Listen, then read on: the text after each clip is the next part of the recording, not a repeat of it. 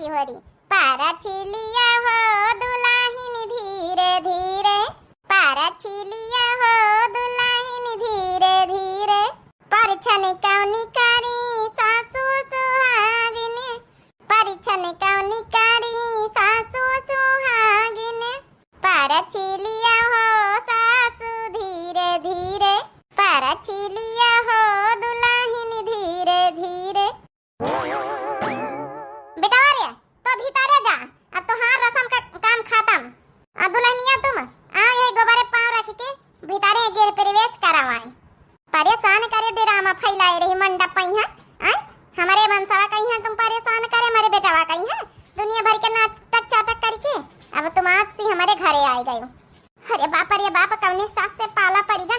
देखा वही में गए रहे तब तो बड़ी सुघरी लागत रही, बड़ी सीधी साधी लागत रही।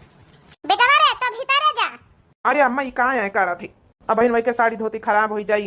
आई रस्म और रिवाज कहाँ चलत अपने गाँव में। बेटा का चलत का नहीं चलत है। हम आई नहीं की सास जब हम कहबा है तो वही घर में। अब से आ समय से यह रस्म रिवाज शुरू है हमारे गांव में यहाँ कि गोबारे पहिया दुल्हन के रख के प्रवेश करावे जौने लक्ष्मी बनी रहे बरकती। चलो तुम भीतरे चलो।